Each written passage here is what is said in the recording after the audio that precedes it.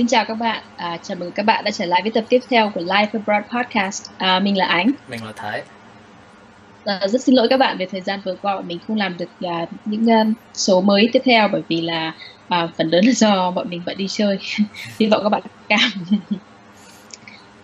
Nhưng mà chủ đề ngày hôm nay là một chủ đề mà bọn mình đã ấp ủ từ rất lâu rồi và vẫn lúc nào cũng muốn là sẽ làm một tập về chủ đề này để chia sẻ với các bạn.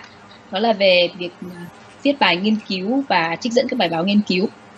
Chủ đề này vô cùng quan trọng với việc nếu các bạn muốn đi du học ở nước ngoài, đặc biệt là ở Mỹ. Và mình biết là khi học ở trong trường thì các bạn không được dạy một cách cẩn thận và chu đáo về vấn đề này, bởi vì ít nhất đấy là kinh nghiệm của mình khi mà còn đi học ở Việt Nam. Thì cái buổi phỏng vấn, không phải buổi nói chuyện ngày hôm nay thì bọn mình sẽ nói bằng tiếng Anh để các bạn vừa có cơ hội được luyện nghe một chút và vừa học thêm được một vài thông tin mới. So before we start, let me tell you guys a story. 4 years ago, when I first got here to the States and started my master program in public relations, which is a very writing intensive and research intensive program. My first class ever in graduate school was a class on research, and after the first class, my homework was to read 5 peer-reviewed research paper on a certain topic. And I was freaked out. I didn't know what it was. I had no idea what peer review is. I had no idea where to find a research paper. And the thing is, when you're in a graduate school, professors expect you to already know all those things. So I was in I had a panic attack. I have to be honest. So I Google, what is peer review? What is a research paper? What is a credible source? And then I have to go and talk to my professor. Okay, I wanted you to understand. I don't want to offend you in any way, but can you help me with this? I don't know where to start. So the professor was being very kind and guided me through the process. But that class did not end well for me. I got a B- in that class. And if you got a C for that class, you have to retake the whole course. So the professor was nice to me, and I was lucky. But I don't expect everyone to be that lucky. So that's why I decided to talk about this topic to you guys, especially if you hear about this before you start your study in the States. Trust me, it will help you a lot. But that's just my experience. And Thái, he has studied here in the States for a long time. He went to high school here in the States. So what's your experience with research papers, Thái? In my experience, I think most American students get started with research paper in high school. So for me in high school, some of the classes require me to research paper, and then the teacher would teach us about different style of citation, importance of citations and stuff like that, and then we would have to go to the library or go online and find sources and do citation using the Chicago format or the MLA format, depends on the teacher. Oh wow, so you guys started from high school. Yep. And then continue to college? Yes. And do you have to write a lot of research paper when you were at your university? Yeah. Once you're in university, I think pretty much every class has 1 or 2 research paper. Once you pass the basic level of classes and then you take the more advanced courses, and most classes require you to do 1 or 2 research paper with proper citations. Oh wow. So for those of you who started to go study in the States at the master level, then know in advance that you are pretty, you are behind on those topics. So read up. And so why is it so important? Why do you think research paper and citation? Why do you think citation of a research paper is so important? I think it's important because most of the research paper is you putting out an argument, and citation is what backing up your argument to show your professor and your classmate that your argument makes sense and has credibility. And it's also important to show that the argument you're making is of your own and you're not copying from someone else. Plagiarism is a big deal at school in the US. If the professor find out that you copy from some other sources, then you can get F for that class, or even worse, you might get expelled from school. So it's very important to do proper citation.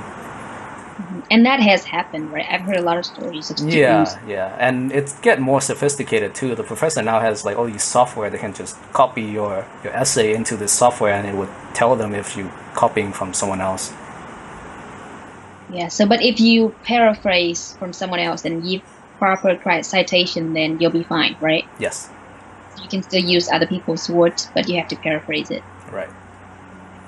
And another thing is that at first I was worried that I want to be able to use my own words to say those things. And, I was worried that, if I use too many citations, then the professor will think that I'm using everybody's words and not using my thinking or my ideas. But in reality, the more citations you have, the more credible your research paper is going to be. Because, if you say mango is the best fruit in the world, it's the best fruit for your health, right? It doesn't really mean anything. But if you say that for example, the Health Association or a very well-known scientist say that mango, after research, mango is a very healthy food for you, then all of a sudden your sentence has a lot more weight, and it really shows that it's credible and it's a fact at that point, right? Or at least an argument that has proper sources. So don't think of having too many citations is using other people's ideas, but think of it as how you can improve your idea using other people's credibility or research. And there are many types of citation style, and the four most popular, most used in academic writing are APA style. This is the style I was learning in school, in my master's program. And APA is short for American Psychological Association. And it's mostly used for education, psychology, and sciences papers, so research papers, right? And the second popular type that Thái was mentioning was MLA. MLA is Modern Language Association, and this style is mostly used by the humanities department. And the third one that Thái already learned when he was in high school is Chicago style, and it is generally used by business, history, and fine arts majors. And the fourth style, but last but not least, is AP style, which is Associated Press style, and this is the guideline for news writing. So if you want to study journalism or public relations in some cases, then you will have to master this style. It's the most popular style used. It's widely used across the United States. All magazines and newspapers here in the States are written using Associated Press or AP style. And so you have, when you cite someone's work, you have to cite it in text, which means that in your paragraph when you write it in your research paper, and you have to put it at the end of your paper in a section called bibliography. It is a list of all the books that or all the citations that you referred throughout your research paper, and it is normally used as an appendix. But some professors looked at this list first, even before they read your paper, just to see the sources of information you were using to write your paper. And another very important term that I mentioned before was peer-reviewed research paper. So peer-reviewed means that a research paper has been evaluated by the people, the experts in the same field, and they've read it and they give it an okay, or they approved it.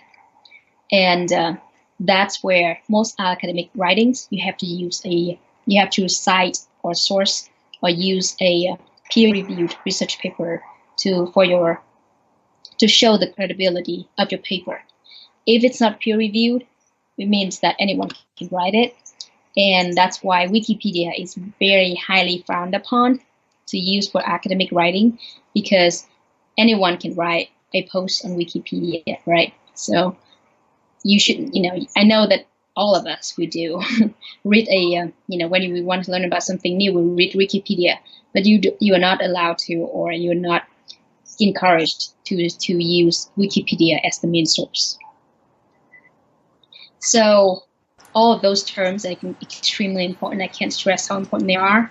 So, do me a favor, spend some time today, Google those terms and see what they really are and what are the requirements and why they're so important, so that you can have at least some ideas about how to write a research paper before you start school.